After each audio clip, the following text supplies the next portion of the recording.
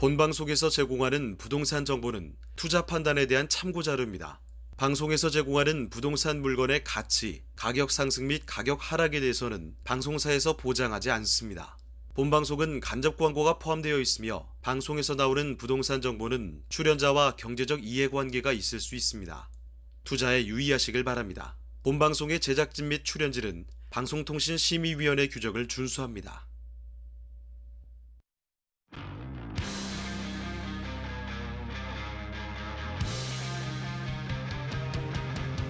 부동산의 모든 고민이 통하는 길 부동산 시그널. 안녕하세요. 진행의 한보람입니다.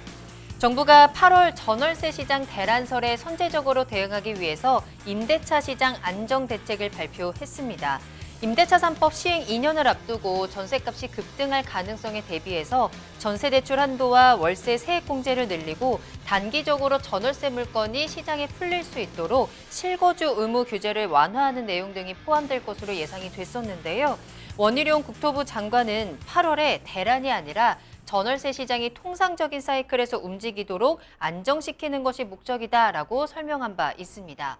자, 이처럼 정부가 부동산 안정화 대책을 발표한 가운데 조금 더 자세한 내용을 짚어보는 시간 가져보도록 하겠습니다. 뉴스토마토 김현진 기자와 전화 연결합니다. 김현진 기자, 안녕하십니까? 네, 안녕하세요. 뉴스토마토 김현진 기자입니다. 네, 자, 정부의 부동산 안정화 대책, 구체적인 내용은 어떤 내용들이 담겨 있나요? 네, 윤석열 정부가 첫 부동산 관계장관 회의를 개최하고 분양가 상한제 합리화와 임대차 시장 안정 방안을 발표했습니다. 먼저 분양가 제도 운영 합리화 방안을 살펴보면 기존 분양가 상한제는 택지비와 기본형 건축비, 가산비 등으로 이루어지는데요. 앞으로는 가산비 항목에 세입자 주거 이전비와 영업 손실 보상비, 영도 소송비 등을 반영해 사업에 필요한 필수 비용이 반영될 수 있도록 개선한다는 방침입니다. 또 기본형 건축비와 관련해서는 급등한 원자재 가격을 적기에 반영할 수 있도록 비정기 조정 제도를 손질할 예정입니다. 이와 함께 주택도시보증공사의 고분양가 심사 제도도 자재비 급등에 탄력적으로 대응할 수 있도록 개선할 계획입니다. 임대차 시장 안정 방안을 보면 정부는 임대료를 자발적으로 5% 이내로 인상하는 임대인에 대해 1세대 1주택 양도세 비과세 및 장기 보유 특별 공제에 필요한 2년 거주 요건을 완전 면제해 계약갱신을 유도할 방침입니다. 또 전월세 임차인 주거 부담 완화를 위해 월세 세액 공제율을 현행 최대 12%에서 최대 15%로 상향 조정할 방침입니다. 네. 자, 윤석열 정부가 출범한 이후에 첫 번째 부동산 정책입니다. 이 정책으로 인해서 앞으로 시장에는 어떠한 영향을 미칠 것으로 예상이 됩니까? 네, 먼저 분양가 제도 운영 합리화 방안이 시행되면 기존에 반영되지 않던 비용들이 분양가에 반영되며 분양가가 상승할 수 있다는 우려가 나옵니다. 다만 분양가 문제로 분양 일정을 연기하던 단지들이 있었던 만큼 향후 공급 물량이 늘어날 수 있을 것으로 보입니다. 그리고 임대차 시장 안정 방안을 보면 월세화에 대비해 월세 세액 공제 비율을 확대하고 갱신 만료 임차인의 지원을 강화하는 금융대책을 통해 세입자 부담을 낮추려는 전략은 적합해 보입니다. 다만 상생 임대인 양도세 특례를 다주택자에게 확대하더라도 세제 혜택이 1세대 1주택 양도세 비과세 2년 거주 요건 면제 등으로 제한돼 다주택자가 실질적인 혜택을 체감하기는 제한적일 것으로 보입니다.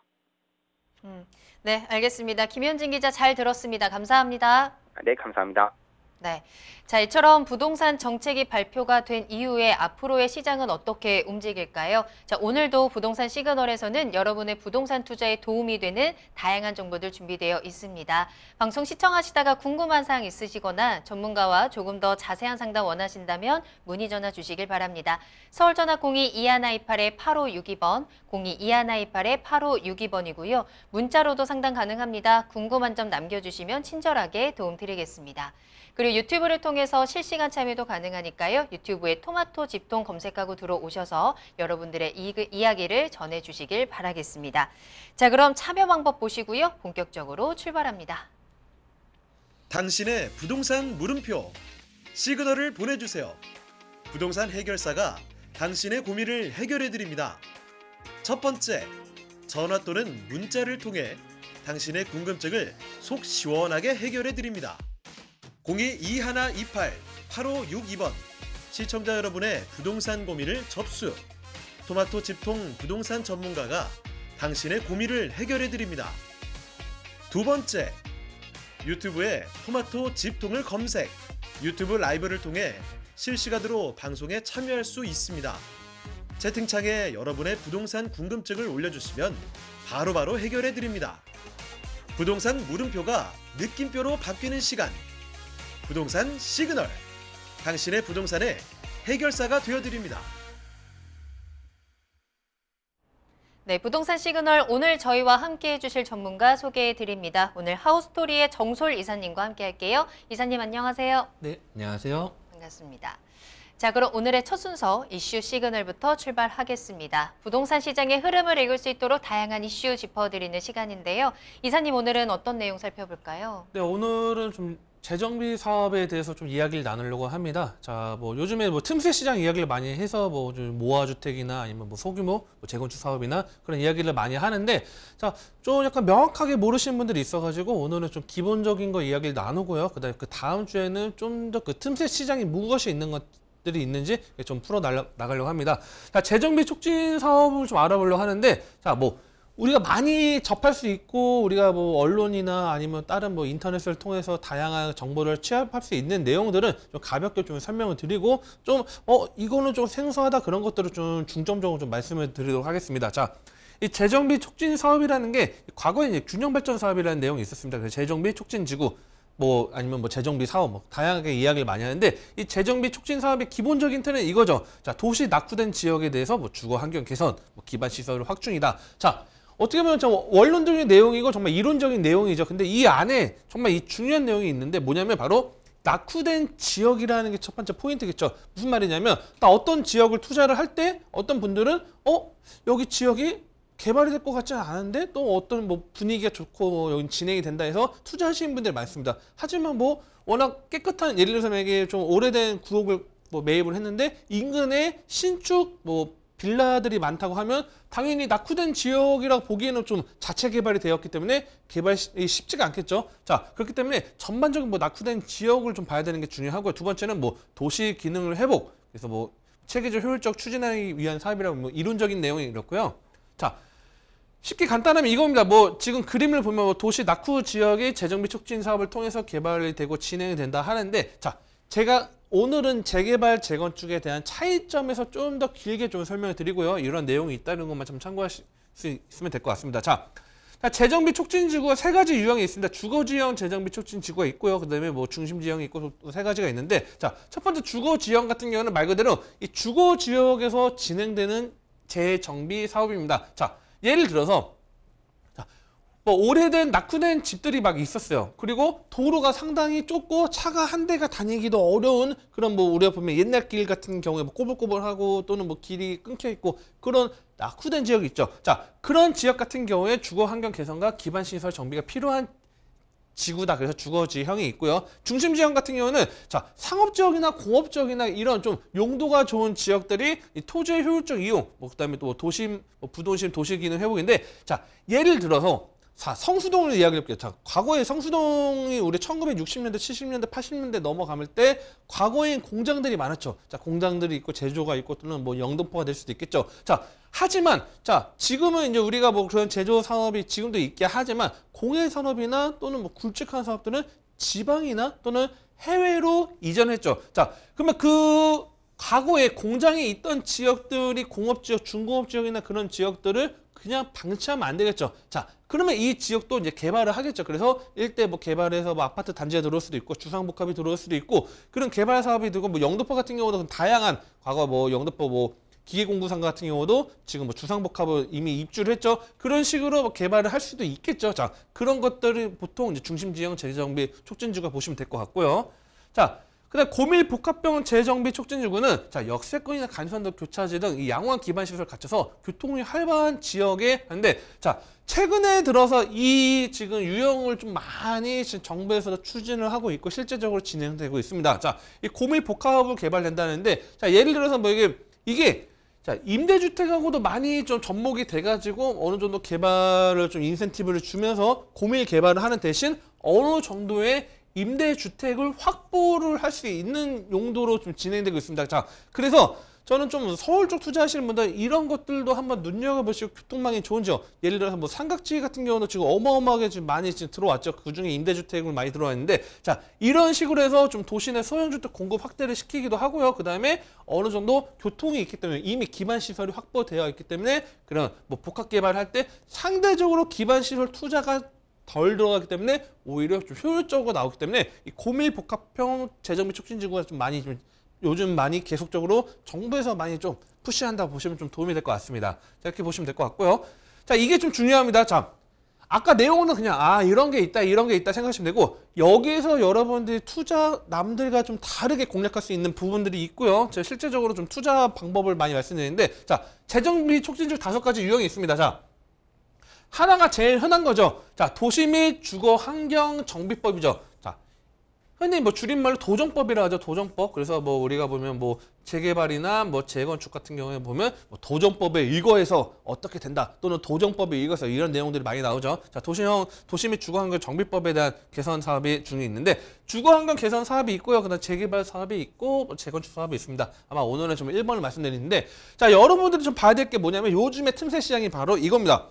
소규모 주택 정비, 이 내용을 좀 눈여겨보십니다. 뭐 가로주택이 됐든 그런 것들은 도정법에 의거하는 게 아니고 이 소규모 주택 정비에 관련된 특례법에 적용이 되기 때문에 우리가 뭐 인허가나 뭐 절차들도 간소화된다는 게 도정법에 적용받는 게 아니라는 거. 뭐 빈집 같은 경우는 빈집이 많지는 서울에 빈집은 거의 뭐 없다 보니까 뭐 수도권이나 그래서 뭐 빈집이라는 내용이 있긴 하지만 이 소규모 주택 정비 사업에 대한 특례법을 좀 눈여보시면 도움이 될 것 같고요.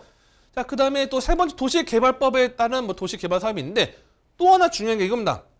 자, 전통시장 및 상점가 육성을 위한 특별법. 어떤 내용이냐면 우리가 보면 시장재 개발이라는 이야기들을 많이 하고, 실제 뭐 저 같은 경우도 뭐 시장재 개발로 해서 많이 좀 투자나 그런 것도 말씀 많이 드렸는데, 이 전통시장 및 상점가 육성을 위한 특별법, 이 내용이 상당히 또 중요합니다.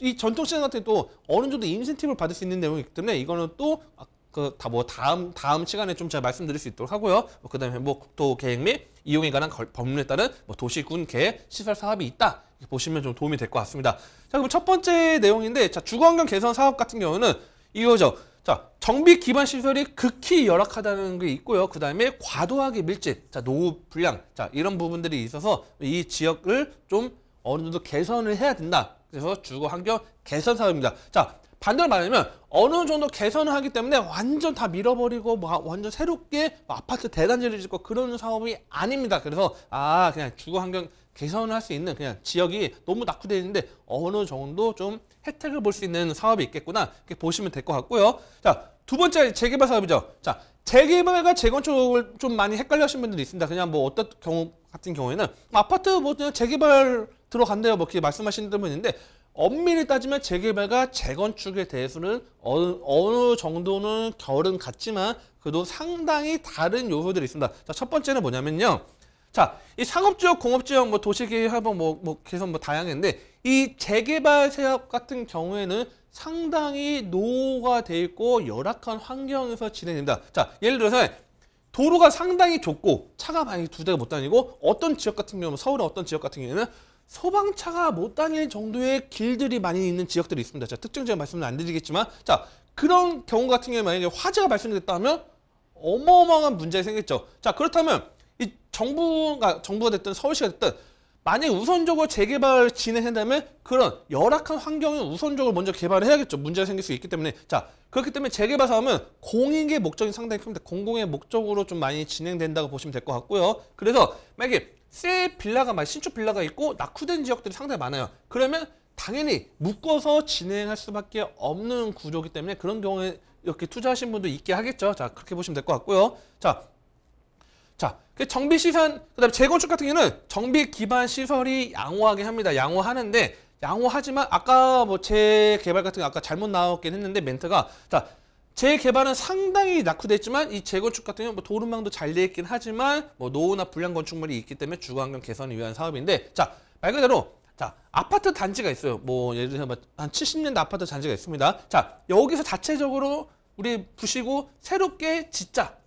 이때는 재건축이 되겠죠. 근데 아파트가 있고 뭐 다양한데 묶어가지고 이 동네를 전반적으로 좀 개선해보자. 무슨 1구역 아니면 뭐 1지구 이렇게 묶어서 하는 경우에는 재개발되겠죠. 자, 뭐 이론적인 내용을 말씀드렸는데, 자, 포인트 마지막 말씀드리면, 자, 재개발 같은 경우에는 아까 말씀드렸죠. 공공의 목적이 크다고 했죠. 결국은 뭐 우리가 뭐 사익의 목적보다 공공의 목적이기 때문에 지금 현재 기준에는 뭐 초과이익 환수제 같은 게 적용이 되지는 않죠. 현재는 재건축 같은 경우는 초과이익 환수제 적용이 되고 있죠. 그러다 보니까 재개발 같은 경우는 좀 공익성이 좀 많이 뜬다 보면 될 것 같고요. 재건축은 우리끼리 좀 만약에 10층짜리 건물인데 우리끼리 한 30층 지어서 20층을 일반 분양해서 어느 정도 수익도 나누고 어느 정도 이익을 챙기자. 그게 바로 재건축 사업의 기본적인 틀, 즉 사익성이 크다 보시면 될 것 같고요. 자, 오늘 같은 경우도 지금 뭐 오늘 발표 나왔죠. 그래서 뭐 분양가 뭐 상한제하고 그다음에 고분양가 심사 제도를 좀 더 개선하겠다. 자, 그거를 좀 쉽게 해석하면 지금 현재 재개발 같은 경우는 뭐 재건축 같은 경우는 초과이익 환수제 같은 경우 적용됐고 분양가 상한제가 뭐 적용됐죠. 자, 그게 완화가 될 수 있고 좀 더 뭐 완화가 된다, 편하게 좀 더 분양가 상한제가 적용이 좀 더 느슨해진다고 하면 당연히 이 재건축 사업 같은 경우에는 상당히 어느 정도 영향을 미칠 거고요. 아마 기본적으로 재건축 수혜 단지들 아마 어느 정도 계속적으로 이야기가 좀 더 많이 나올 겁니다. 자, 그래서 정부 정책이 발표됐을 때도 이런 사업들이 어떻게 적용된다 그런 것들 생각하시면 투자하시면 좀 도움이 될 것 같고요. 마지막으로 제가 오늘은 저렇게 말씀드렸지만 다음 시간에는 가로정비 요즘에 좀 핫한 이야기죠. 가로정비 소규모 재건축 사업하고 그다음에 그 다음 시간에는 그다음에 전통시장하고 뭐 시장 재개발 또는 뭐 상가 관련돼서 뭐 재개발이나 뭐 받을 수 있는 것들 그런 것들까지 소개해 드리니까요. 계속 시청 부탁드리겠습니다. 네, 오늘 이슈 시그널에서는 재정비 촉진 사업에 대한 시그널을 보내드렸습니다. 정말 쉽지 않은 시장 속에서 투자에 대한 기회, 틈새 시장을 찾으셨던 분들이라면 오늘 전해드린 내용들 잘 참고하셔서 좋은 기회 잡아보시면 좋을 것 같아요. 자, 계속해서 정솔 이사님과 함께합니다. 이번에는 여러분들의 부동산 궁금증 해결해드리는 부동산 상담 시그널 이어가겠습니다. 부동산 시그널만의 다양한 분석을 이용해서 확실한 시그널 보내드리는 시간입니다. 자, 오늘의 첫 번째 상담은요. 끝번호 2128번으로 보내주신 문자 사연 확인하겠습니다. 레미안 옥수 리버젠 20평대와 전농동 SK 30평대 보유하고 있습니다. 1주택으로 가고 싶은데 성수동 괜찮은가요? 라는 문자 보내주셨거든요. 자, 현재 성동구 옥수동 그리고 동대문구 전농동에 두 채를 보유하고 계시는 2주택자입니다. 이 두 채를 모두 다 매도를 하고 성수동으로 1주택자로 옮겨가고 싶은 건데 똘똘한 한 채 뭐 이런 이야기도 많이 하잖아요. 이러한 갈아타기 전략이 괜찮을까요? 일단은 한번 좀 분석을 한번 하도록 하겠습니다. 일단 질문 내용이 분석이 좀 많이 필요하다 보니까요. 저 옥수동부터 좀 말씀을 드리면요. 네. 자, 레미안 옥수동 같은 경우에는 옥수 리버젠이죠. 자, 지금 보니까 뭐 실거래가 지금 한 16억 정도 형성되어 있고 24평입니다. 자, 일단은 저는 뭐 기본적으로 명확한 내용을 좀 말씀드리고 싶은 게 뭐냐면요. 자, 뭐 아마 시청자분들 다 해당됩니다. 자, 우리가 요즘에 뭐 소형 평수가 인기가 많다 또는 뭐 대형 평수가 다시 떠오른다, 뭐 이렇게 뭐 42평까지 뭐 대충 이렇게 이야기를 해볼게요. 자, 이야기를 많이 하는데, 자, 가족의 수에 대해서 일단은 실거주라고 하면 어느 정도 만약에 자녀분들이 다 결혼을 하고 다 뭐 이제 다 출가를 했습니다. 그리고 만약에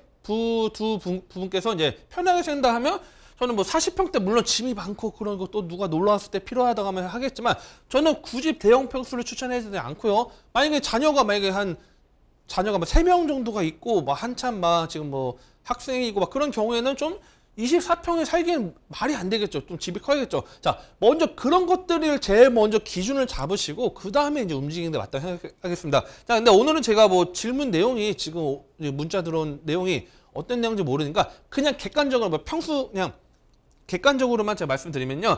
자, 일단 옥수동 24평에 16억 정도면 뭐 가격은 지금 뭐 서울 전반적으로 오는 것 대비했을 때 뭐 그냥 계속적으로 무난하게 괜찮은 것 같습니다. 그리고 두 번째 제가 지도 다시 한번 옥수동 설명드리겠지만 일단은 옥수동 자체만을 봤을 때는 옥수동 자체가 어마어마한 개발이 있고 또 좀 굵직한 뭐 지하철이 들어오고 그런 것들은 없어요.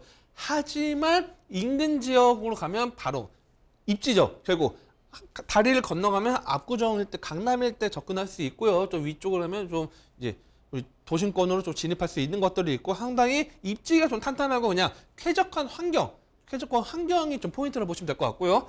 자, 그다음 전농동 같은 경우는 지금 제가 봤는데 전농 SK 1차 같은 경우는 지금 34평 9억 7천이다. 아무래도 지금 평수는 더 크지만 가격적인 부분은 서울에서도 아까 옥수동보다는 입지가 좀 더 외곽이다 보니까 좀 떨어지는데, 자, 이 전농동 같은 경우에는 자, 지도 이제 전농동부터 말씀드리면, 자, 전농동 어느 정도 개발 지금 상당히 좀 계속적으로 많이 어느 정도로 제가 볼 때는 허리 이상의 개발이 어느 정도 마무리했다 보면 될 것 같고요. 다만 이제 뭐 답심리나 뭐 이쪽 위로 가면 이제 청량리가 이제 굵직한 해보자가 있겠죠. 자, 이 전농동 같은 경우는 과거에는 자, 교통이 상당히 좋지 않은 지역이었지만 이제는 우리가 말하는 이제 이 연결되는 사업이 이제 면목수나 그런 것들이 있기 때문에 상당히 좀 어느 정도 그래도 과거보다는 교통이 좀 더 개발, 그러니까 교통에 대한 입지를 좀 잡아줄 수 있는 부분들이 있고요. 두 번째는 이 청량리가 앞으로 좀 떠오르는 지역이겠죠. 청량리가 떠오르는 지역이기 때문에 장기적으로 봤을 때는 전농동이 상당히 향후에 상당히 더욱더 크게 오를 가능성이 높습니다. 자, 그래서 나는 막 장기적으로 하나는 보유해야 돼. 그때는 차라리 좀 전농동으로 가시는 게 상당히 괜찮고요. 다만 이때 이 이 옥수동 같은 경우에는 어느 정도 다른 부동산 투자처를 반드시 잡아야겠죠. 왜 그러냐면 자, 제가 두루뭉실하게 설명한 것도 있긴 한데, 자, 옥수동이 이 지역, 금호동이나 옥수동이나 이 지역 같은 경우에는 잠깐만요. 네.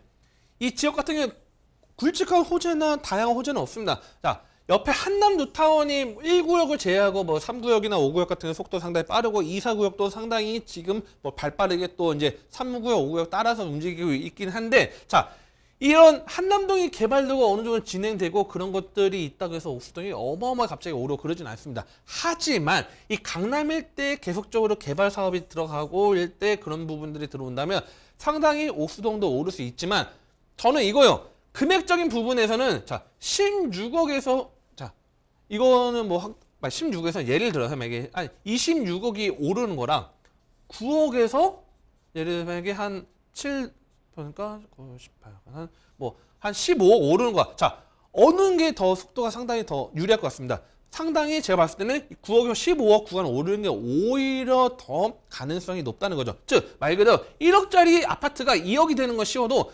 10억짜리 아파트가 20억 되는 게 상대적으로 오히려 더 어렵습니다. 그렇기 때문에 저는 만약에 단기적으로 나는 단기적으로 좀 장기적으로 투자를 좀 어려운 것 같다. 단기적으로 갈 때는 차라리 옥수동 가고 전농동은 어느 정도 가격 파시는 게 낫지만 나는 어차피 하나는 거주를 해야 돼. 거주를 하면서 움직여야 돼. 그런 경우에는 당연히 이걸 가는 거고. 자, 성수동이 뭐 마지막 그 질문, 성수동 지금 내용이 좀 약간 애매하다. 성수동이 괜찮냐고 말씀하신 건 그냥 아마 묶어가지고 옆에 이제 성수동 라인이 있다 보니까 그렇게 말씀하신 것 같고, 그래서 거주 목적으로 가면 차라리 어차피 무조건 하나 팔아야 한다고 하시면 차라리 그냥 옥수동을 그냥 과감하게 파시고 그 돈으로 다른 뭐 주택수에 포함되지 않는 뭐 상가나 뭐 그런 투자처를 잡으시고 가시고, 나는 아니다, 나는 단기적인 시세로 좀 크게 보고 싶다 할 때는 차라리 뭐 전농동보다는 오히려 옥수동이 일대가 안정적으로 갈 수 있는, 부동산 시장이 많이 좋지 않은 상태에도 입지가, 즉 서울이라는 지역이 있으면 부동산 시장이 좋지 않거나 좀 주춤되거나 아니면 좀 약간 좀 정체되는 순간에 서울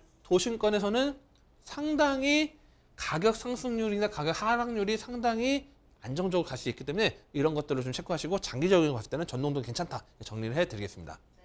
자, 지금 각 지역의 특징들을 함께 정리해 주셨습니다. 옥수동은 쾌적한 환경과 함께 주변의 호재들을 간접적으로 가져갈 수 있는 곳이다. 전농동은 개발이 굉장히 빠르게 진행이 되고 있죠. 청량리 개발을 중심으로 해서 장기적으로 계속해서 미래 가치가 상승할 수 있는 가능성을 지니고 있다라고 정리를 해드렸습니다. 내가 2주택사에서 1주택자로 똘똘한 한 채를 가져가야 한다면 지금 시청자분의 상황에 맞게 전농동 쪽으로 조금 더 점수를 높이 주셨으니까요. 참고해 보셔도 좋을 것 같아요.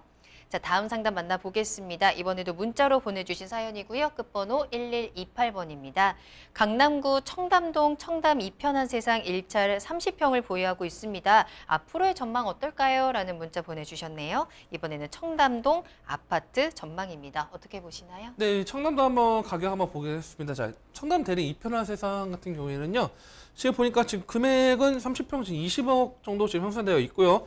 자, 단지로 봤을 때는 저는 제가 봤을 때는 단지로 봤을 때는 일단은 뭐 굵직한 대단지가 이제 청담동에 뭐 어마어마한 대단지가 많지는 않습니다. 뭐 강남구청이나 그쪽 지역에는 좀 단지들이 있긴 하지만, 자, 조금만 단지다 보니까 세대수가 상당히 적죠. 271세대 정도밖에 되진 않습니다. 그리고 인근에 이제 뭐 빌라하고 좀 조그만 뭐 나홀로 아파트나 그런 것들을 조그만 아파트들이 좀 포진되어 있는 지역이 바로 이쪽 라인입니다. 그래서 뭐 밑에 아까 말씀드렸던 강남구청이나 이쪽 라인들은 집이 있고 그다음에 위에 청담역 그래서 영동대교 남단 쪽에도 좀 아파트 단지들이 좀 펼쳐져 있고 이때 지금 개발 사업이 하고 있지만 자 여기만 봤을 때는 뭐 큰 뭐 메리트가 있다고 보기는 어렵겠죠.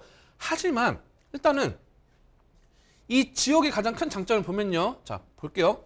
자 이 라인 자 근처 청담역 인근에 지금 대단지로 지금 개발 사업이 진행이 되고 있습니다. 지금 아무것도 안 나와 있죠. 저 그림이요. 자 이 라인에 지금 개발 사업이 진행되고 있고요. 그다음에 뭐 청담자이나 위쪽에 지금 계속적으로 들어오는 것들이 있고 그다음에 자 이 지금 아까 말씀드린 이 대단지 라인이 만약에 아파트가 나중에 향후에 입주를 한다. 자 그럼 뭐냐면 제가 볼 때는 이 청담 이쪽 강남 라인에서는 상당히 랜드마크로 상당히 자리 잡을 가능성이 높습니다. 자 역도 상당히 가깝기도 하고요. 그다음에 상당히 교통망도 좋고 그다음에 지하철과 함께 그다음에 밑으로 바로 남단 쪽으로 가면요. 자 봉사하면 자 현대자동차 GBC 그쪽 라인 생각나죠. 근데 GTX 라인 들어오죠. 자 그렇다면 향후에 이 지역 같은 경우가 물론 대치나 아니면 또 과거에 뭐 개포동 뭐 아파트 단지들이 각각 이야기 나왔지만 이 지역 아파트 단지 상당히 단지가 크고 위치가 좋기 때문에 대단지 아파트이기 때문에 상당히 랜드마크로 바뀔 수 있다. 그러면 반대말은 뭐냐면 이 청담이라는 지역이 상대적으로 다른 지역 강남에서 우리가 말하면 뭐 과거에 서초하면 뭐 요즘에는 반포 이야기를 많이 하고 그렇게 이야기를 하는데 강남에서도 이 청담동 이쪽 아파트 단지가 계속적으로 이야기가 나오고 우리 과거 뭐 마포 레미안 푸르죠 뭐 마레프 이야기하면서 마포일 때 가격 인지도를 올린 것처럼 청담동일 때 인지도를 올릴 수 있는 가능성이 있고요. 그렇다고 하면 바로 이 대림 이편한 산성 같은 경우도 상당히 청담동에 대한 가치를 올릴 수 있는 것들 맞물려서 어느 정도 가격이 올라갈 수 있다는 거죠. 자, 더 쉽게 말씀드리면 자, 아파트 가격이 만약에 한 이 정도 형성되어 있을 거예요. 한번 예를 들면 한 20억이라고 할게요. 20억이 있는데 갑자기 30억짜리 신축세 아파트가 나왔어요. 그러면 30억 아파트 나오면 20억짜리 아파트들이 떨어지는 게 아니고 인기 있는 지역들은 가격이 어느 정도 올라갑니다. 계속적으로. 어느 정도 따라가는 형상이 있고 그래서 대장주 아파트가 하나가 이 지역이 딱 나와버리면 다른 아파트들이 조금씩 올라가고 그러다 보니까 과거에는 이 신규 아파트가 집값을 계속적으로 올린다고 해서 뭐 정부에서 뭐 이렇게 뭐 새롭게 뭐 공급을 뭐 안 하고 그런 경우도 있긴 했었죠. 그래서 자 이런 것들을 맞물렸을 때 첫 번째는 여기 포인트를 좀 잡으시면 여기 입주하고 가격이 높은 가격이 형성되었을 때 우리 가격이 어느 정도 영향을 받겠다 이렇게 체크를 하시면 도움이 될 것 같고요. 자 두 번째 같은 경우는 당연히 누구나 아는 사실이죠. 자 현재 강남만 볼게요. 우리가 서초 쪽 빼고 강남. 자, 이 줄 긋고 우측 강남이죠. 강남 일대에서 가장 메인되는 교통지역이 어디죠? 지금 현재 시점에서는 가장 메인되는 지역. 바로 지금 현재는 신논현 강남 일대가 계속 이어집니다. 이 지역이 현재 교통의 메인 지역이고요. 물론 이 지역에 아파트 단지는 많이 없고 이 서초동 일대로 해서 무지개 아파트나 그런 재건축 아파트가 메인 지역이긴 했지만 향후에 이 교통의 흐름을 갖고 갈 수 있는 지역은 바로 봉은사, 삼성의 이 GTX 두 개가 들어오죠. 두 개의 노선이 들어온 다음에 이 지역으로 교통의 메인이 넘어올 가능성이 높습니다. 상권도 상당히 유동인구가 어마어마하게 늘어나면 이 지역 당연히 기업들부터 해서 뭐 호텔들부터 해가지고 어마어마하게 개발 사업하고 서울의 명실상부한 핵심 지역으로 탈바꿈 가능성이 높습니다. 자. 이게 지금 당장 GTX 어떻게 보면 A 노선 빼고는 아직 뭐 지금 착공도 아직 들어가진 않았지만 중장기적으로 봤을 때는 당연히 이 지역이 개발이 된다 하면 아래 대치 위쪽 청담 일대까지 다 모든 직접적인 영향을 미칠 수 있기 때문에 이런 것들을 체크하셔서 투자를 잡으신다 하면 상당히 메리트 있고 이미 보유했기 때문에 저는 만약 종부세 부담이나 그런 것들이 없다 하면 저는 장기적으로 계속 갖고 가셔도 상당히 안정적이다. 이렇게 답을 드리겠습니다. 굉장히 긍정적인 전망이네요. 장기적으로 보유 오케이 사인 주셨습니다. 자, 바로 다음 상담 만나보겠습니다. 이번에는 끝번호 3261번으로 보내주셨는데요. 서울시 양천구 신정동 푸른마을 2단지에 거주하고 있습니다. 최근 김포공항 이전에 대한 이야기와 부천 종합운동장 GTX가 들어오는 것과 관련해서 좀 더 괜찮아질지 궁금하네요. 라는 문자 보내주셨는데요. 자, 주변 지역들의 여러 가지 이슈들이 있습니다. 이 이슈가 내 아파트에는 어떤 영향을 미칠까? 이 부분 체크해 볼게요. 어떤가요? 네, 일단은 신정 푸른마을 같은 경우는 신정동으로 해서 25평이 한 6억 9천만 원 정도 됩니다. 아마 서울 좀 집 보신 분은 10억 미만의 20평대 집을 살 수 있어? 이렇게 생각하시는 분들이 있을 텐데, 자, 이 신정동이 우리 보면 목동, 신정동, 목동 신실같이 좀 생각하시는 분들이 많을 텐데, 자, 여기는 좀 이제 좀 건물이 좀 새 건물이 2001년도에 지어진 건물입니다. 나는 이쪽은 뭐 목동이라고 말하기 좀 애매하긴 한데, 자, 지도로 좀 풀어드릴게요. 자, 푸른마을 2단지 같은 경우에는 보면요. 우리가 목동에 하는 지역은 목동의 메인 지역이 하면 7단지나 뭐 4단지, 5단지 막 그런 지역 오목교 라인이 가장 뭐 목동의 핵심이고요. 이 지역들이 목동, 우리 흔히 말하는 목동 1단지까지 해서 목동이라 이야기를 하는 거고요. 자, 이 지역은 이제 향후에 이제 뭐 2000년대 초에 이제 개발이 되었죠. 2000년대 초에 이제 개발이 되었는데, 자, 뭐 환경이나 쾌적함은 상당히 좋을 겁니다. 쾌적한 건 좋을 거고, 자, 그 다음에 두 번째 김포공항 이야기를 하셨는데, 제가 볼 때는 김포공항이 뭐 이전을 한다고 해도 쉽지가 않을 것 같아요. 김포공항이 지금 상당히 뭐 어마어마하게, 물론 뭐 제가 뭐 어디 이건 무조건 개발을 해야 된다, 안 해야 된다 말씀드리긴 좀 어려운 내용이긴 한데, 자, 이 김포공항이 어느 정도 이전한다면 당연히 여기 가격 상승 기대치는 상당히 올라갈 겁니다. 어마어마하게 이 김포공항 플러스 이 위쪽에 지금 개발 제한 구역으로 잡혀 있는 지역들, 어마어마한 지금 토지들이 개발이 될 수 있는 것들이 있고요. 물론 이 밑에는 대장 신도시가 있기 때문에 어느 정도 대장 신도시, 계양 테크노밸리가 또 3기 신도시 자리 잡고 있기 때문에 어느 정도 개발은 진행되게 할 텐데, 김포공 이전한다면 상당히 가격 상승이 있을 거고요. 자, 그 다음에 두 번째는 GTX입니다. 자, GTX 같은 경우에는요, 좀 더 확대를 할게요. 자, 부천 종합운동장의 GTX B노선, 그 다음에 GTX D노선, 김포까지 해서 들어오는 게 있고요. 그 다음에 B노선에서 여의도에서 뭐 지나가는 게 있는데, 자, 실제 들어온다면 어느 정도 가격에 영향을 받을 수는 있습니다. 왜 그러냐면, GTX는 부천이고 여기는 지금 신정동인데 왜 가격 영향을 받아? 이렇게 생각하시는 분들이 있겠죠. 자, 이 지금 현재 푸른마을 2단지에서 만약에 서울로 출퇴근을 한다고 하면 버스를 타고 간다 할게요. 뭐 대중교통 무시하고요. 자, 버스 타고 간다 하면 당연히 신정동을 이용하겠죠. 뭐 신정 내거리 같은 경우는 지선이죠. 자, 2호선 지선이기 때문에 저는 큰 영향을 보진 않고요. 자, 결국 5호선을 타고 이동을 해야 되는데, 또는 뭐 7호선을 타고 가기에는 거리가 있는데, 자, 이 지역으로 가기에는 상당히 뭐 집들도 많지가 않고, 여기가 뭐 아파트 단지도 있고 차가 밀리는 정체 구간이 아니기 때문에, 또한 이 까치우 터널이 이제 물론 여기도 뭐 과거 오래된 터널은 아니지만, 자, 빠르게 진입할 수 있기 때문에 향후에 종합운동장 GTX도 들어온다면 이 푸른마을 2단지 같은 경우도 어느 정도 영향을 받을 수 있고요. 자, 그다음에 세 번째 같은 경우에는요. 자, 시형 아파트 일대도 상당히 낙후된 지역들이 있습니다. 자, 이 아파트 대단지들도 나중에 재건축을 진행한다고 하면 당연히 과거에 낙후된 지역들이 개선이 된다. 그러면 당연히 기존에 있는 집들도 상당히 가격 상승을 끌어올릴 수 있습니다. 자, 그렇기 때문에 저는 여기 뭐 김포공항까지는 바라보지 마시고요. 뭐 지금 김포공항이 지금 답은 아니고, 다만 GTX에 대한 관련된 부분과 함께 그다음 현재 이 신정동 일대 그래도 쾌적하게, 물론 교통망이 지금 현재는 좋지 않지만 어느 정도 쾌적한 환경과 함께 그래도 어느 정도의 그 목동이라는 그런 입지에 들어올 수 있기 때문에 저는 여기 좀 보유를 하시면서 좀 어느 정도 가치를 갖고 가시고, 만약에 뭐 진짜 뭐 투자처가 있다고 하더라도 지금 현재 이 7억대의 구간으로 해서 서울의 다른 지역으로 들어가기는 쉽지가 않을 겁니다. 그렇기 때문에 차라리 좀 더 보유를 하시면서, 자금이 있다고 하면 모르겠지만 만약 7억으로 다른 지역 움직인다고 하면 경기도권도 지금 현재 뭐 제가 볼 때 부천도 7억 정도의 뭐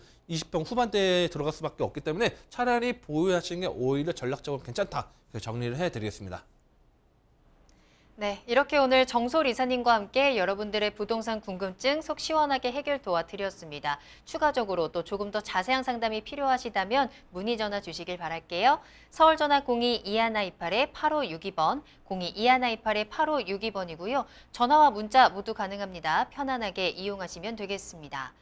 자, 이번에는 정솔 이사님과 함께 쏠쏠한 투자 정보 전해드리는 투자 시그널 시간입니다. 오늘도 두 가지 정보 기다리고 있고요. 자, 먼저 첫 번째로 만나볼 부동산은요. 경기도 안산시 단원구 성곡동에 위치한 오피스텔 만나보겠습니다. 먼저 기본 정보부터 알아볼게요. 네, 이번에는 좀 안산을 한번 좀 같이 한번 보려고 합니다. 자, 안산의 단원구 성곡동 오피스텔 좀 알아볼 텐데요. 자, 위치는 서해선 원시역에 인접해 있고요. 자, 면적은 전유 면적 20.16제곱미터고요. 자, 층수는 지하 1층부터 지상 16층으로 되어 있습니다. 이 특징이 시야호가 보이는 프리미엄 오션뷰가 갖고 있고요. 그 다음에 풀 옵션이 제공된다는 거 좀 다른 오피스텔과 다르게 특징을 보시면 될 것 같습니다. 그리고 준공은 2023년도 11월에 준공 예정이 있고요. 자, 매매가는 1억 3천만 원 예상이 되고 있습니다. 자, 그리고 이제 입지와 개발 호재 같이 좀 알아보면요. 자, 입지 같은 경우는 지금 서해서원 같은 경우가 지금 계속적으로 이야기 많이 나오죠. 자, 이 서해서원을 중점적으로 봐야 되는 게 뭐냐면요.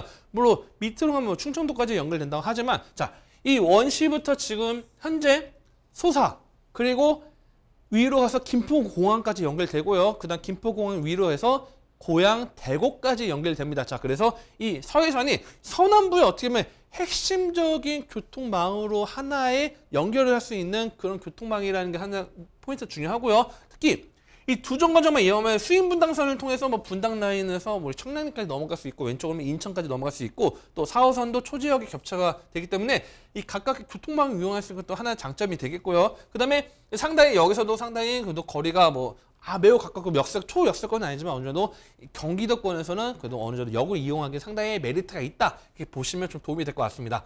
자, 그리고 고속도로 이용한다면 교통망은 상당히 좋습니다. 특히 안산 같은 경우에는요, 교통망이 상당히 또 잘 되어 있습니다. 자, 이 남한산 IC를 통하면요, 평택시흥 고속도로를 통해서 제2서해안을 이야기를 하죠. 자, 평택시흥 고속도로를 이용할 수 있고요. 그 다음에 위쪽으로 가면 뭐 안산 IC를 통해서 뭐 영동 고속도로 또는 이용할 수 있고요. 그 다음 서안산, 남산, 뭐 안산 IC 이용할 수 있고, 또 이게 연결된다 서해안 고속도로를 통해서 또 다른 지역도 상당히 빠르게 이동할 수 있다는 것도 하나의 큰 장점이 되겠습니다. 자, 그리고 가장 중요한 게 이거죠. 시야 MTB. 자, 과거 시야공단 생각하시는 분들, 그냥 공장 뭐 많고 그렇게 생각하시는 분들 많을 겁니다. 하지만 특히 요즘 젊은 층들 같은 경우는 이 지역에 우리가 보면 보드를 타러 간다거나 아니면 뭐 다양한 레저 활동을 하러 간다거나 그런 경우가 상당히 많습니다. 자, 이 시야 MTB 지금 가보면요, 지금 어마어마하게 많이 지금 변화가 지금 계속적으로 되고 있습니다. 자, 바로 이 시야 MTB가 지금 첨단 산업과 함께 다양한 레저까지 복합적으로 지금 개발이 지금 진행되고 있는데, 바로 이 첨단 산업 단지 내에 위치해 있습니다. 그렇기 때문에 지금 국가산업단지죠. 시야 국가산업단지, 시야, 그 다음에 반원 국가산업단지를 끼고 있는 상태에서 시야 MTB, 말 그대로 기업들이 만약에 활동을 하고 한다면 뭐 지방, 물론 뭐 지방 같은 경우도 뭐 산업단지를 구성하지만 이미 기반 시설과 다양한 기업들이 있는 곳에 새롭게 확장을 하겠죠. 자, 그래서 시야 MTB 라인 좀 보시면 도움이 될 것 같고요. 자, 그리고 오늘 소개해드린 오피스텔 바로 옆입니다. 바로 옆에 그냥 물류 전문 기업이 바로 지금 현재 공사를 하고 있습니다. 자, 물론 72,000평 규모의 어마어마한 물류 산업단지가 들어오고 있고, 반대로 말하면 이 물류 쪽에서 종사하시는 종사자 분들이 바로 옆에 굵직한 오피스텔 임차인으로 상당히 많이 또 들어올 겁니다. 그렇기 때문에 이 기업에 보면 뭐 쿠팡이나 롯데홈쇼핑, LF도 다양한 기업들이 들어오고요. 당연히 상주 인원이 당연히 증가될 거고요. 그럼 당연히 상권들이 발달될 수 있겠죠. 그리고 인근의 생활 인프라까지 자리 잡고 있습니다. 생활 인프라 보면요, 뭐 시야호 제일 메인이죠. 그다음에 뭐 대학병원과 터미널, 그다음에 대형마트, 그다음에 백화점도 자리 잡고 있죠. 다양한 인프라, 안산이 예측 어느 정도 그래도 기반 시설 자리 잡고 있기 때문에 그런 기반 시설과 함께 시야 신도시, 2기 신도시 라인도 어느 정도 영향을 가져갈 수 있다는 것도 하나의 큰 장점이 되겠죠. 자, 그다음에 이제 개발 호재와 입지 같이 어떻게 봐야 될 것 같은데, 이 시야호 건너편에 승산 그린시티가 있습니다. 승산 그린시티 일대 지금 어마어마하게 제가 얼마 전에도 제가 뭐 고민 상담 한번 했던 것 같아요. 한 달 전에. 그래서 이 지금 계속적으로 이야기 많이 나오고 있고 핫한 지역인데, 이 승산 그린시티와 함께 화성 국제 테마파크, 그다음 복합 아울렛 등 다양한 그런 인프라가 또 개발이 또 진행이 되고 있습니다. 자, 그렇기 때문에 과거에는 이제 이 지역들, 공장 지역들이 지금 현재 이제 개발이 되고 있다는 것도 하나의 큰 장점이 되겠고요. 실제 뭐 조감도를 보면요, 자, 시야가 있고, 그다음에 여기 위에 레저 활동 많이 하는 그 라인이고, 그다음에 시야 MTB 라인에 이쪽에 이제 현장이 있고 물류센터 들어온다 하면 밑에가 이제 그린시티 어마어마하게 지금 개발이 현재 진행 중에 있다는 것도 하나의 큰 포인트로 잡으시면 도움이 될 것 같고요. 그다음에 화성 국제 테마파크 2026년도 준공 예정이 있습니다. 자, 우리가 춘천에 레고가 들어오면서, 레고랜드 들어오면서 어마어마한 관광객들이 유치해서 뭐 춘천이 주말에 어마어마하게 차가 밀리고 인근의 상권들이 막 지금 막 북적북적하다 하는데, 자, 이 국제 테마파크 26년 들어온다면 이 지역 다시 한번 또 하나의 탈바꿈할 수 있는 그런 것들이 있습니다. 그래서 이런 것들이 바로 가깝게 인접했다는 것도 하나의 큰 장점이 되겠고요. 시야 MTB 일대 개발이 지금 진행되고 있습니다. 그래서 지금 105 신도시, 그다음에 위쪽 송도 105 신도시에서 또 펼쳐지는 시야 MTB, 뭐 서울대학교도 뭐 이전 뭐 확정이 됐고요. 자, 이런 것들 시야 MTB 지금 기업들도 계속적으로 굵직한 기업들 하나하나 들어오다 보니까 이 지금 서남부 일대에서도 상당히 지금 안산 시흥 일대가 지금 계속적으로 개발이 빨라지고 있고요. 이렇게 맞춰서 시야 MTB 일대 개발 진행 맞춰서 임차 수요 계속적으로 증가될 수 있다는 것도 포인트 잡으시면 될 것 같고요. 자, 근데 수도권 제2순환고속도로 MTB 구간이 2022년도 자 올해 개통 예정이 있습니다. 자, 특히 제가 말씀드린 건 1순환 고속도로 옛날 외곽이죠. 1순환 고속도로는 1기 신도시를 하나로 묶었습니다. 1기 신도시를 하나로 묶었다고 하면 2순환 고속도로는 산업단지들, 굵직한 기업들, 뭐 파주, 뭐 LG, LCD가 있죠. 김포 일대도 산업단지들, 인천 항이 있죠. 그 다음에 안산 일대 뭐 반월 시화공단 라인이 있죠. 송산 연결되죠. 그 다음에 동탄 같은 경우도 우리 굵직한 뭐 동탄 일대도 기업들이 있죠. 이천도 있죠. 자, 보면 이 순환 고속도로 같은 경우는 기업들을 하나하나 산업단지를 묶을 수 있는 그런 요소들과 함께 2기 신도시 라인을 또 묶을 수 있는 그런 요소들이 나옵니다. 그래서 이게 22년 개통된다면 일대 또 하나의 굵직한 거점으로 바뀔 수 있다는 거 좀 포인트로 좀 잡으시면 될 것 같고요. 자, 지금 이제 조감도까지 바로 말씀드리면 조감도는 밑에는 이제 주차 시설로 이제 진행이 되고요. 위에는 이제 상권과 이제 오피스에 들어옵니다. 가장 포인트 하나는요. 1대1 주차가 가능합니다. 보통 우리가 원룸 같은 경우 1대1 주차가 아니고 뭐 0.3대1 그렇게 이야기를 많이 하는데 1대1 주차가 가능하고요. 이 MTB 일대 다른 지역 대비했을 때 상당히 메리트 있다는 거 좀 보시면 좀 도움이 될 것 같고요. 자, 내부 같은 경우는 지금 지상 1층부터 지하 1층부터 지상 16층인데 자, 직사각형 모양이기 때문에 공간 구조 활용이 상당히 메리트가 있다는 거 좀 보시면 좀 도움이 될 것 같고요. 그리고 뭐 8층까지 주차장, 전세대 자주 주차장이 가능하다 보시면 될 것 같습니다. 자, 금액까지 좀 풀어드리도록 하겠습니다. 자, 금액은 현재 지금 매매가는 1억 3천만 원 정도 지금 매상 매매가가 있고요. 지금 현재 모델하우스가 준비되어 있기 때문에 궁금하시다신 분들은 내부 같은 경우는 뭐 방송으로 다 보여드리긴 좀 어렵다 보니까 뭐 전화 문의하시면 또 내부 직접 보실 수 있게 해드리고요. 자, 전세는 현재 1억 2천만 원 정도 전세 임대가 지금 형성되어 있습니다. 지금 뭐 우리가 뭐 어떤 특정 사이트 찾아보시면 1억 2천 정도 형성되어 있기 때문에 전세 투자 시 1,000만 원 투자가 가능하고요. 자, 그 다음에 월세는 보증금 1,000만 원일 때 월 50만 원입니다. 자, 월 50만 원인데, 자, 여기 포인트는 DSR 적용이 안 됩니다. 미적용입니다. 자, DSR 미적용이기 때문에 대출이 상당히 용이하게, 물론 신용도 따라 되지만 최대 90%까지 가능합니다. 물론 향후에, 미래에 향후에 나중에 또 다른 지역 같은 경우 또 규제가 생길 수도 있겠는데, 지금 현재는 DSR 미적용 지역이기 때문에 대출 보수적으로 적용된다면 3천만 원 이내로 투자 가능하기 때문에 가장 중요한 거는 이 지역 정말 좋은지 이 지역이 여기 MTB가 뭐지 모르시는 분들 정말 많을 겁니다. 궁금하시면 또 전화 주시면 또 상담 도와드릴 테니까요. 또 궁금하시다 하시면 전화 주시고 가장 중요한 임장 활동을 꼭 하시는 걸 좀 추천을 해드리겠습니다. 네, 경기도 안산시 단원구 성곡동에 위치한 오피스텔 소개해드렸습니다. 이 단원구 성곡동 하면 조금 낯서실 수도 있지만 시화호 하면 어느 정도 감이 오실 것 같습니다. 첨단 산업과 관광 레저가 결합이 되면서 발전하고 있는 지역이다라는 특징들 짚어주셨고요. 여기에 든든한 교통 호재까지도 빼놓지 않았습니다. 내년 11월에 준공 예정되어 있는 신축으로 전해드렸으니까요. 참고해보시면 좋을 것 같고요. 추가적인 궁금증 언제든지 부동산 시그널로 문의 전화 주시기 바랍니다. 서울전화 02-2128-8562번, 02-2128-8562번 열어두겠습니다. 자, 이어서 다음 부동산 정보 살펴보겠습니다. 두 번째로 만나볼 투자 시그널은요. 서울시 서초구 서초동에 위치한 오피스텔입니다. 먼저 기본 정보부터 알아봅니다. 네, 이번에는 이제 서울 서초로 한번 이동을 해볼게요. 자, 이 서초동 오피스텔 같은 경우에는요, 자, 3호선 남부터미널 도보 약 4분 거리에 위치한 서초동 오피스텔 되겠습니다. 자, 전용 면적 48.38제곱미터고 좀 분양 면적은 넓습니다. 80.84제곱미터 되어 있는 지하 4층부터 지상 16층까지 되어 있는 건물이 되겠습니다. 자, 이 포인트는 투룸 구조로 되어 있고요. 커뮤니티 시설들이 상당히 많이 제공된다는 게 하나의 포인트고요. 자, 2024년도 4월에 준공 예정이 있고요. 매매가는 12억 4천만 원 예상이 되고 있습니다. 자, 입지 한번 좀 보도록 하겠습니다. 자, 입지를 보면요.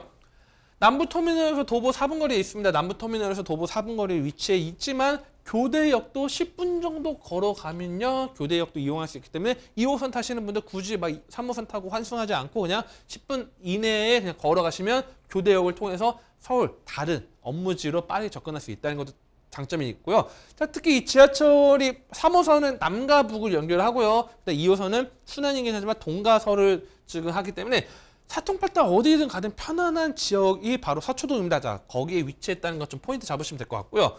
자, 근데 우리 도로망도 잘 되어 있습니다. 자, 반포와 시내 양재하시 통합 경부고속도로 이용할 수 있고요. 자, 위쪽으로 가면 또 올림픽대로도 빠르게 진입할 수 있고요. 그 다음에 또 인근에 위쪽으로 가면 이 서리프 터널도 개통됐기 때문에 서초에서 내방까지도 그 4당 이수 남부순환로까지서 남부순환을 또 연결하고 다양한 교통망을 이용할 수 있다는 것도 하나의 큰 장점이 된다는 거 보시면 될 것 같습니다.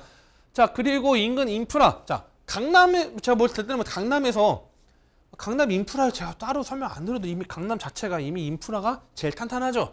자, 가깝게는 우리가 예술의 전당이 자리 잡고 있습니다. 예술의 전당 잡고 있어서 뭐 문화나 뭐 다양한 그런 뭐 시설과 그다음에 또 산책하기도 좋은 우면산이 자리 잡고 있고요. 남부터미널 걸어서 다닐 수 있죠. 남부터미널 걸어서 아까 말씀드린 4분 똑같습니다. 남부터미널 붙어 있죠. 남부터미널 이용해서 다른 지역 이동하기도 상당히 용이하고요.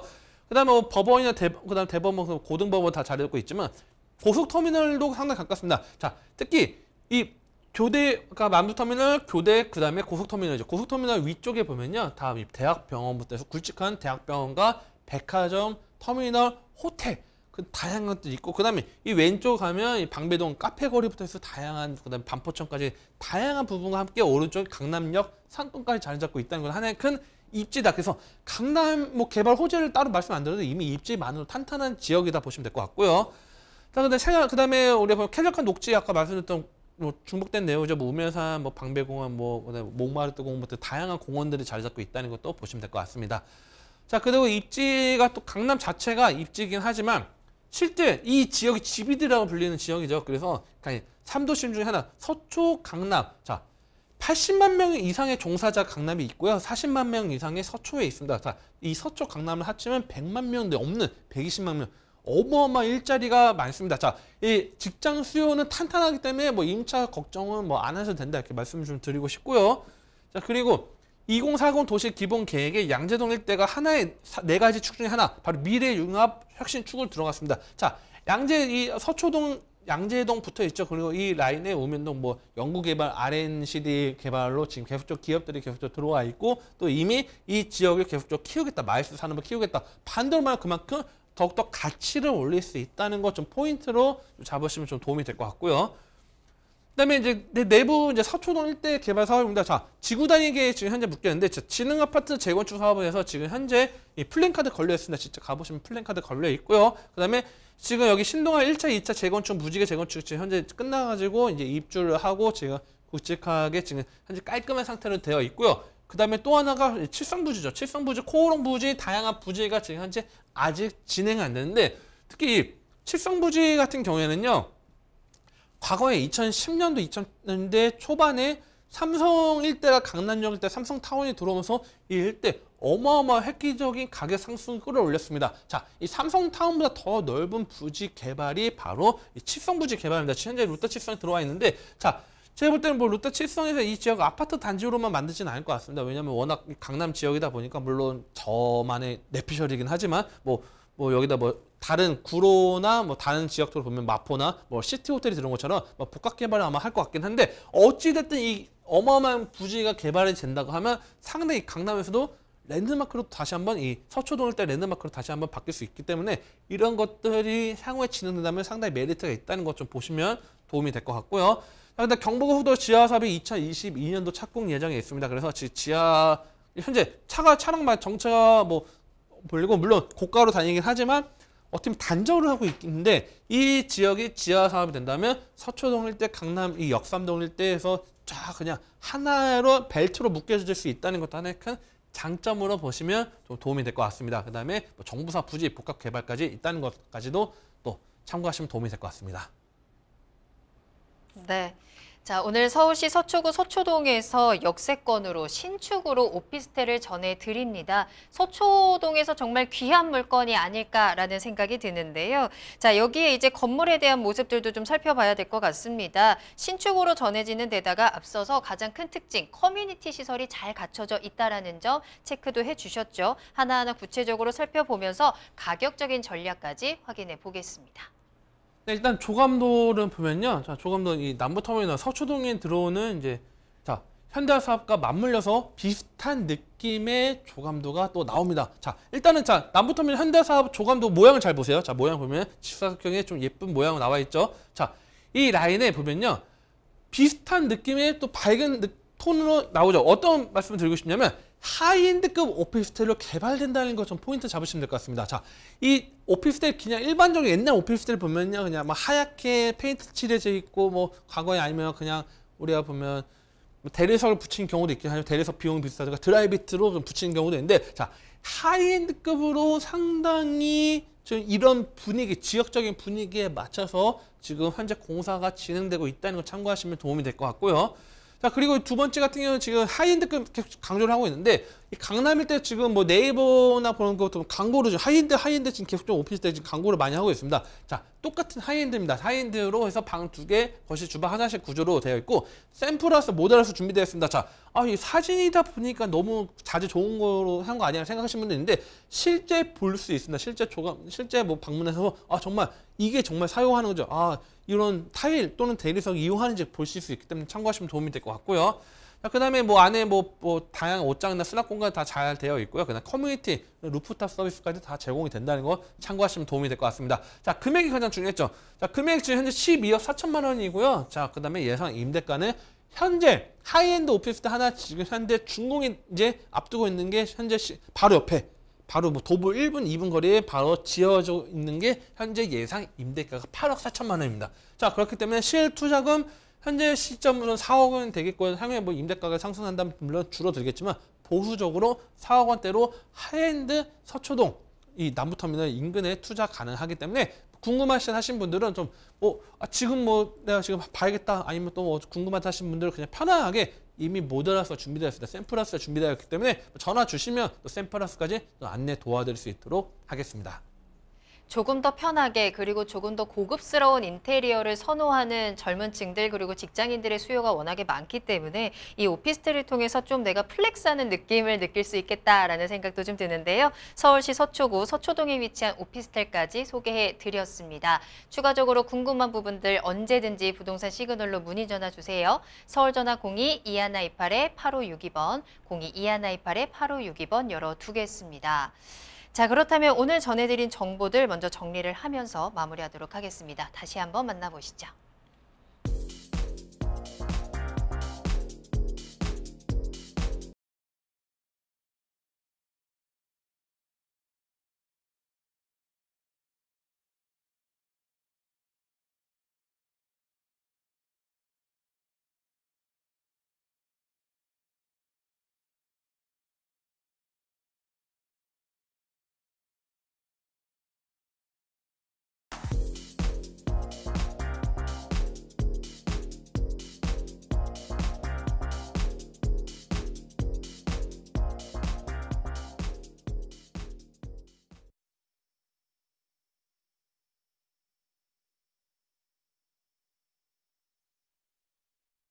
당신의 부동산 물음표 시그널을 보내주세요.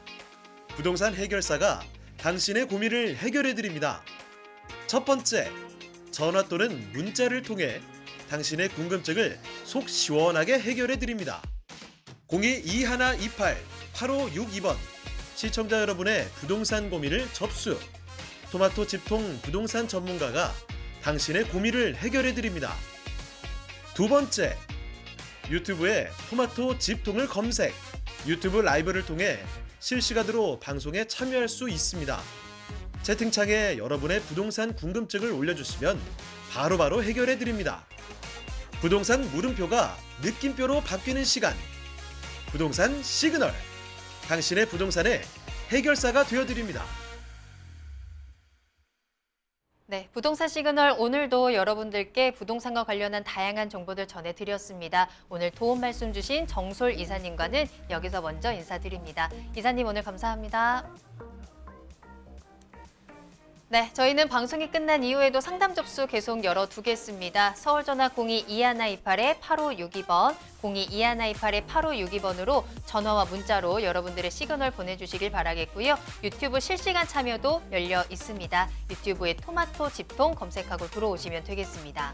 또한 저희 프로그램은 토마토 집통 홈페이지를 통해서 무료로 다시 보기 이용하실 수 있고요. 여러분들의 다양한 시청 소감도 남겨주시기 바랍니다. 자, 그럼 저희는 다음 이 시간에 더욱더 알찬 정보 가지고 돌아오겠습니다. 시청해주신 여러분 고맙습니다.